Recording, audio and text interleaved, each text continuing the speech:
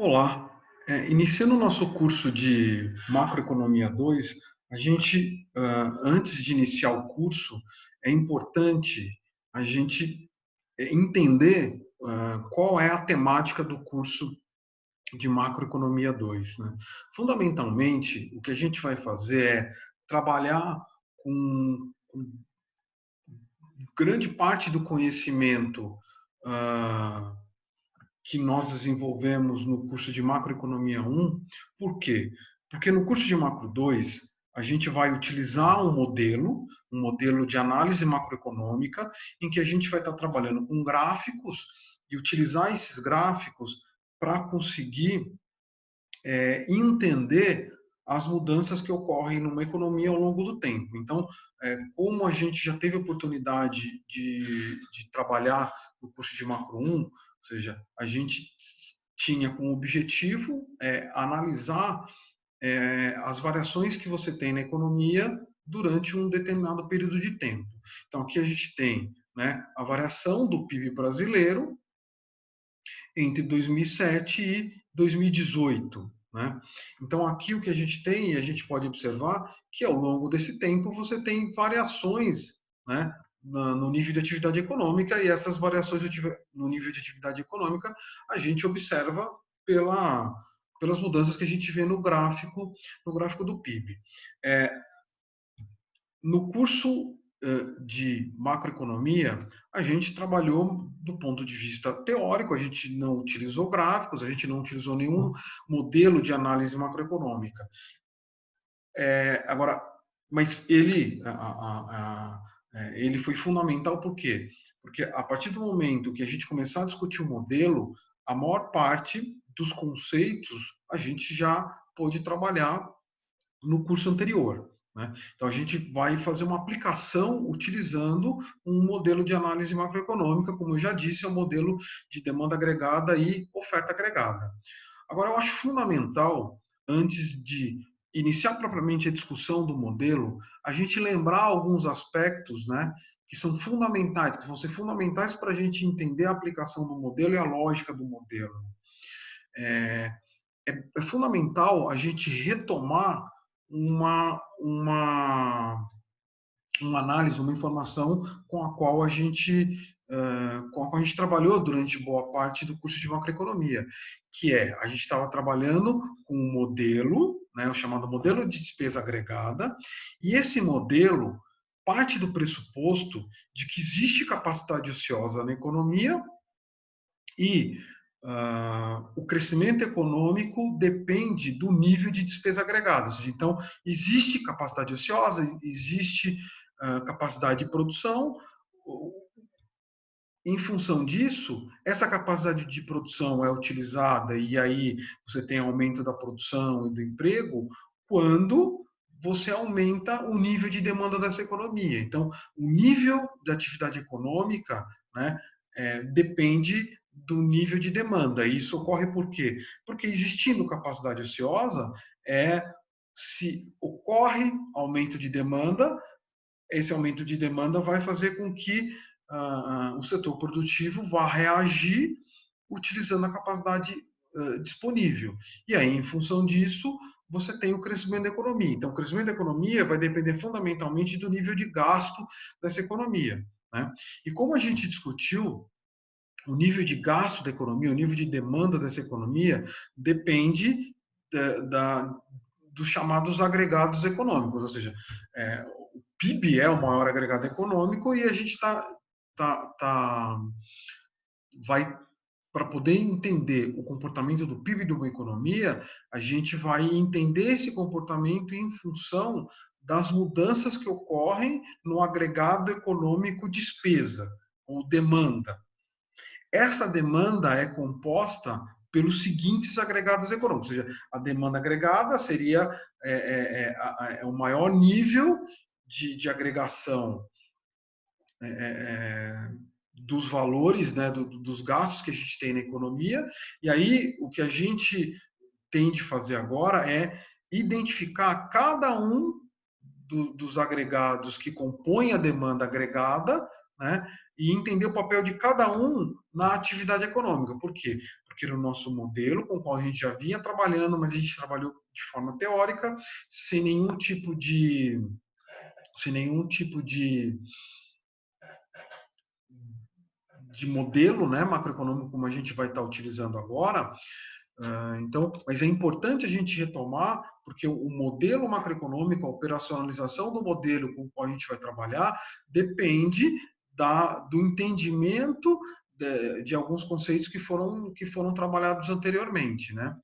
Então, só relembrando, então, a atividade econômica, o PIB, né, que é a nossa medida de sucesso, né, o PIB é o principal agregado, é o que vai mostrar o nível de atividade econômica, o que a gente vai utilizar para avaliar o bem-estar das pessoas que vivem em determinada economia.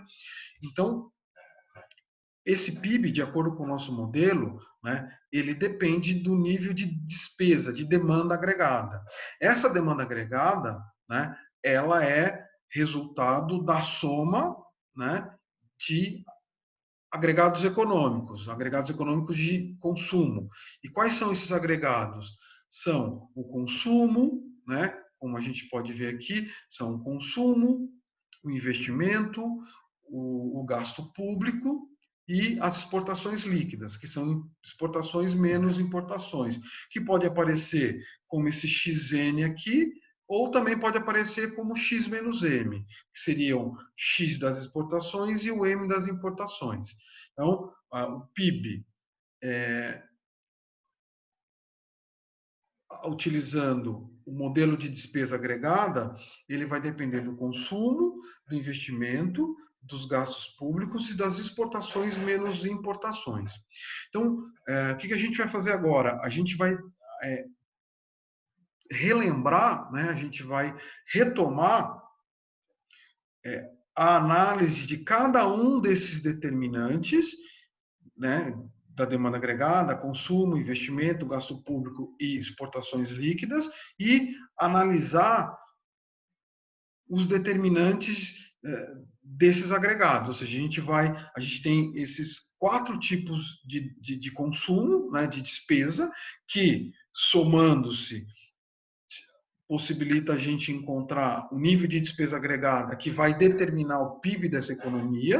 Então, ou seja, basicamente o que está sendo dito aqui, ou a forma como o modelo vai analisar a atividade econômica, o modelo de despesa agregada, que foi o modelo com o qual a gente trabalhou no curso de macroeconomia e que vai ser importante para a gente utilizar o nosso modelo macroeconômico, que vai ser discutido ao longo do curso de macroeconomia 2, ele parte da mesma ideia, de que o que determina o PIB é a despesa agregada, e a despesa agregada, ou demanda agregada, é composto pelo consumo, pelo investimento, pelo gasto público e pelas exportações líquidas. E aí a gente vai discutir de forma sucinta os determinantes de cada um dessas despesas. Então, a primeira despesa seria, o primeiro determinante da demanda seria o chamado consumo privado. O consumo privado nada mais é do que o consumo das famílias, ou seja, de todas as famílias que vivem num país. Então, tudo que essas famílias consomem de bens e serviços, todos eles são somados para se obter esse agregado durante um determinado período de tempo. Quais são os principais determinantes do consumo? São a renda, na verdade, a renda é o principal determinante do consumo, você tem outros determinantes, mas o principal, né, se você for. A primeira coisa que vem à cabeça quando você vai pensar, né, sobre o que determina o nível de consumo agregado de uma economia é a chamada renda disponível. O que seria a renda disponível?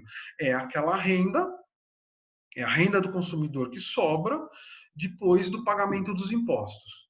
Então, se paga os impostos, o que sobrou dessa renda pós pagamento dos impostos é a chamada renda disponível.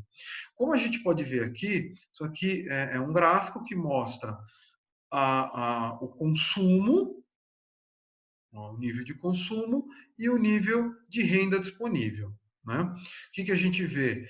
Que a variação do consumo, como a gente pode ver no gráfico, ela é idêntica. Os dois gráficos são similares, um gráfico é similar ao outro. Então, isso mostra o quê? Que a renda disponível determina o nível de consumo. Só um detalhe, né? A renda disponível seria aquela renda depois que a gente separa uh, depois que a gente efetua os gastos impostos, né, é o que sobra depois do pagamento dos impostos, mas aí a gente pode observar também que o consumo está abaixo da chamada renda disponível. Isso ocorre por quê? Porque, como também foi discutido no curso de macroeconomia, parte da renda disponível, ou uma menor parte da renda disponível, é poupada. Ou seja, nem toda a renda disponível é gasta, uma parte é poupada. Então, por isso que a gente tem o consumo, né, abaixo da renda disponível. Mas o importante aqui é identificar que o comportamento similar do consumo em relação à renda disponível, porque isso mostra que o nível de consumo depende do nível de renda disponível que a gente tem na economia. Então, simplificando, quanto maior o nível de renda, maior é o nível de consumo. Quando a gente pode observar aqui, o consumo, a renda vai aumentando, o consumo vai aumentando também. Outro determinante do nível de consumo é a riqueza. Quanto maior o nível de riqueza de uma família, maior o nível de consumo. Quando que a gente pode definir como riqueza, o que a gente pode exemplificar como riqueza? Riqueza seria os ativos que uma família possui. Então, uma família que possui casa, uma família que possui carros, que possui vários ativos financeiros, ações de empresa, enfim, que possui outros ativos além da renda, essas famílias tendem a gastar mais do que famílias que só possuem a renda e possuem um baixo nível de riqueza, um baixo nível de ativo, de poupança. Então, essas famílias, elas tendem em função da inexistência da poupança, da inexistência desses ativos, elas tendem a gastar menos. Então, a riqueza é um determinante do consumo. Também a gente pode estabelecer como um determinante de consumo é o nível de preço, ou seja, eu estou falando aqui de inflação. Quando a inflação é alta, significa que o dinheiro que a gente tem à disposição compra menos recursos, ou seja, o valor do dinheiro é menor. Então, a inflação alta empobrece as pessoas porque ela diminui o poder de compra do dinheiro. A consequência dessa diminuição do poder de compra do dinheiro é um nível de gastos menor. Por outro lado, quando cai a inflação, né, a gente tem um nível